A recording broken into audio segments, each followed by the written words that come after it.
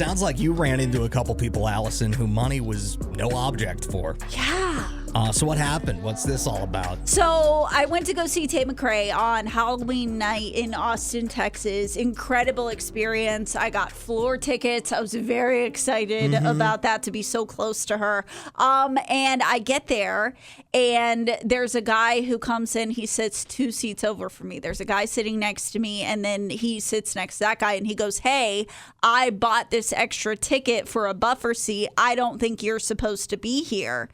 So then that guy has to leave, and it's like, oh my gosh, I can't believe this guy bought 2 tickets just so he could have a buffer seat. 2 concert tickets. Right. Like, those are not cheap, especially floor seats. They weren't Yeah, they weren't. Like, I bought a ticket. I know how much they cost. I can't imagine having to buy 2 of those tickets. And then the couple next to me also bought a buffer seat. So I had buffer seats on either side of me at the Tate McRae show. It was crazy. I've never even considered buying a buffer seat for a concert. Well, that's a lot of money to fork over, to think about, like, if you're spending, hundreds of dollars on a concert ticket. I can't imagine doubling that just so I could have a buffer seat. But then I was like, man, but this opens up a world of possibilities. There's a lot of places where a buffer seat would be really, really nice. So let's pretend that money is no object for any of us.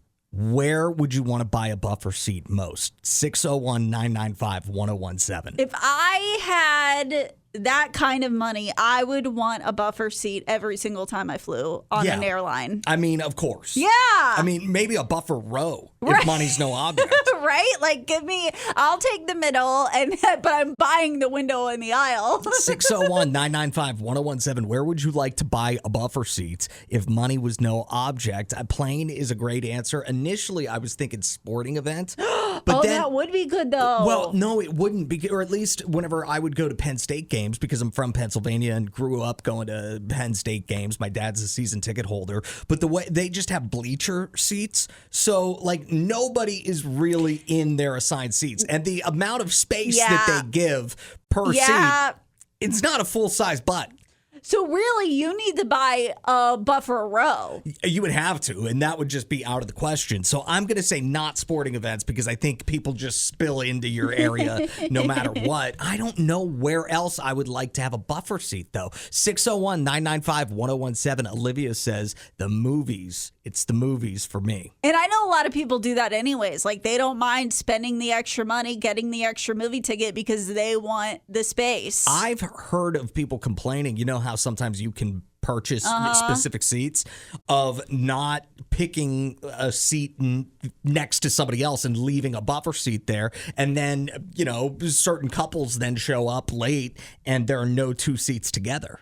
Yeah, well, guess what? Yeah. That's if they want a buffer seat, they should have a buffer seat. Anika also is going for a buffer seat at the movie. Where do you want a buffer seat? If money was no object, you could just spend as much as you want to get that buffer seat so you don't have to sit right next to a stranger. Our bud Jesse's here on the phone, and you say sporting events. Why is that? I did a baseball game one time at Memphis Redbirds, and the guy sitting next to me spilled his Corky's barbecue nachos on his shirt, and he continued to eat it off his shirt. They're like $30, so he was just like, hell with it, it's a plate. So, but did he let you try a nacho? Did you grab one off his shirt? I thought about it. It looked inviting, but he invented the shirt plate. But I was like, oh my gosh, people are gonna think I'm with this dude, but I'm not. But it was funny. It was funny. Thank you, Jesse. Hey, Olivia. So where else did you say you wanted a buffer seat? The bar. Have you ever had a situation where you didn't have a buffer seat and you really wished you did? Yeah. What happened? Just people are really chatty. Yeah, I don't like chatting at the bar either, which some people would argue that's what the bar's for, is to make new friends, but that's not how I treat it. I treat it as my special alone time.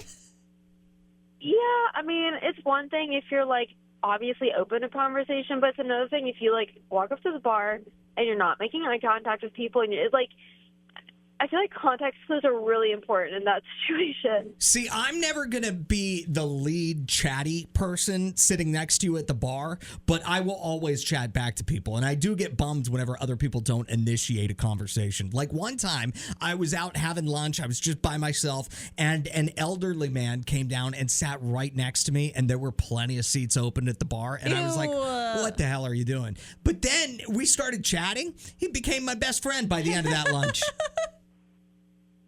That's really nice. Yeah, he was like 80-something years old. He was telling me all about his life, being a lawyer and an oil man and everything like that. I was fascinated by him.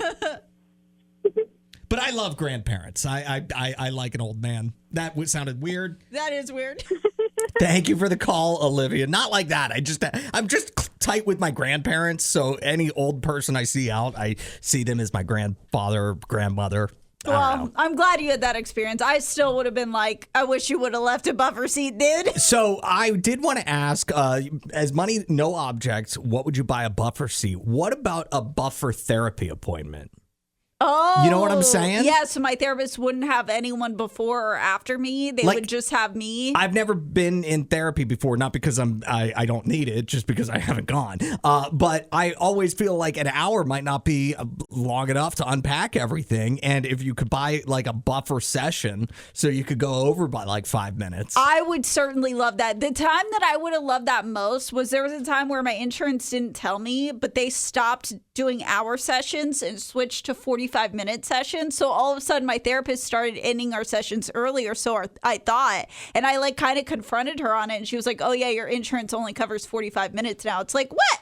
That's wild. That's funny. I could have at least used a buffer appointment on that. I need my full hour. I thought maybe you were thinking you were getting so much better, and your therapist is like, we can cut this down by 15 minutes. She's good to go. Adam and Allison in the morning.